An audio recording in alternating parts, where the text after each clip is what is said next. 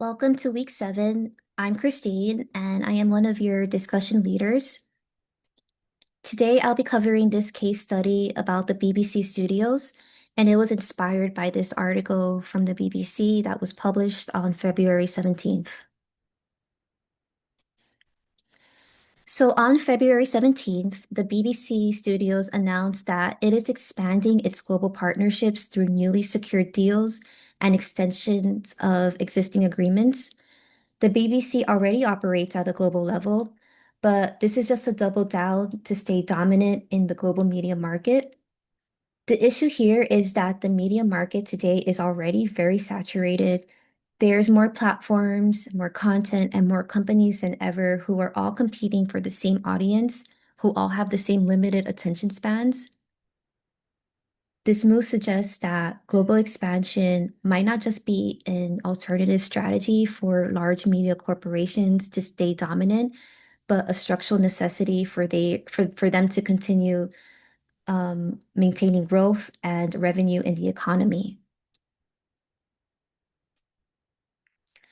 The BBC Studios is the commercial and production arm for the BBC. They produce content across many genres, such as comedies, competition shows, documentaries, and they produce original formats, which they call homegrown stories. And they also distribute and license these formats internationally. Their content circulates all across the world from North America to Asia to Australia. And they work with local producers in these territories, as well as broadcasters and major streaming platforms.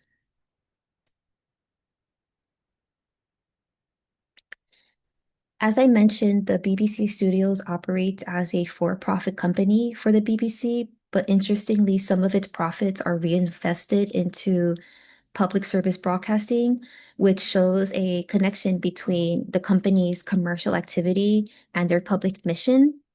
The BBC Studios develops, acquires, and licenses original formats, but how they really maintain power is by retaining intellectual property rights to their formats, which allows them to protect their content and their brand even when the format moves internationally. So over time, they're able to collect licensing fees and royalties from multiple countries, and this allows them to generate steady and long-term revenue. I created this timeline to visualize how the company didn't just become the one of the largest TV producers and distributors by accident. This move actually started 66-ish years ago when they started selling international content overseas and started to treat content as a revenue generating asset.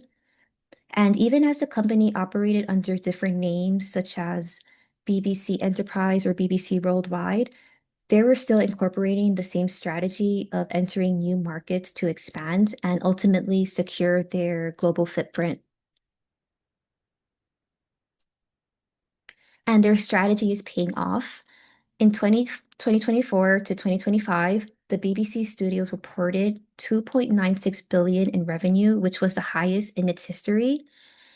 And this chart or this graph on the left from Dusu's reading, it only goes up to the year 2016, but I included it because it still shows a pattern of steady growth. I wanted to bring attention to another part of our reading, which was when Dusu says, one proven and successful way of expanding international media presence for global media companies is the regionalization and localization of media content to suit the cultural priorities of audiences. He goes on to use McDonald's as an example and argues that McDonald's doesn't just sell the same menu everywhere. If you go to India, they offer vegetarian Big Macs, and he applies the same idea to media. He says that even though formats might move internationally, the brand will stay the same, and the product will just be adjusted to match local preferences and that providers of global messaging, they employ an array of strategies to maximize their audiences. It's not like they just do this free-handedly. They know what they're doing. So I wanted to take a better look at how this might look in the real world. I pulled the Office franchise from the BBC Studios catalog because it's widely known and it's one of their most successful. I feel like everyone in this class probably has heard of it, but just a quick overview. The UK Office first aired in 2001, and since then it has moved around the world. It's been broadcasted across 80 countries and has been remade in 15 different markets, including France, Germany, Canada, Mexico, and the list goes on. Dusu challenges this idea that global media distribution will automatically lead to local cultures being reduced, which is called cultural homogenization. And instead, he says that global media is just interpreted and reshaped within local contexts. And we can see that clearly here with the Office franchise. Local producers do a lot of research into each market to see what will sell, and they keep the format consistent. So each version of The Office keeps the single camera, no laugh track style and centers on workplace dynamics like power imbalances and office romance, awkward interactions, but they adapt local humor, workplace culture, and social norms into the script, so it feels more specific to the domestic audience, and they use these details to meet their viewer. But there has been pushback towards global expansion, and it hasn't gone totally unchallenged. Thusu points to initiatives by UNESCO in 2010 that were launched to promote and protect cultural diversity, but there have also been recent examples too.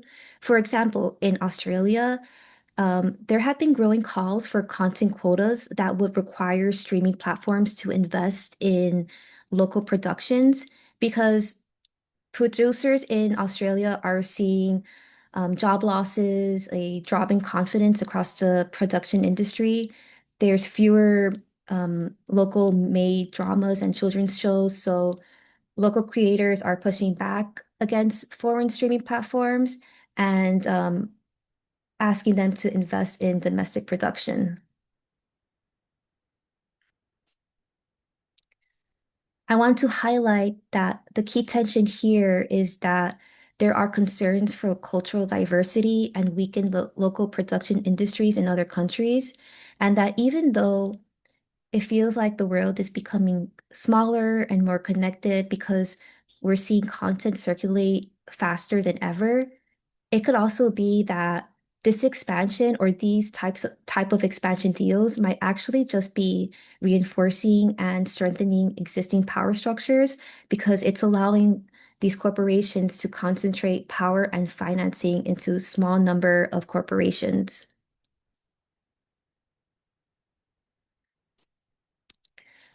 So I'm curious what your answer will be to these questions. The first one is, do large-scale international distribution deals strengthen global connections or just concentrate power? Who benefits from global media expansion? Audiences, local producers, or large media corporations? And lastly, can TV format truly become local if the intellectual property is owned elsewhere? So that's everything I have so far. I hope you liked my presentation. Thank you.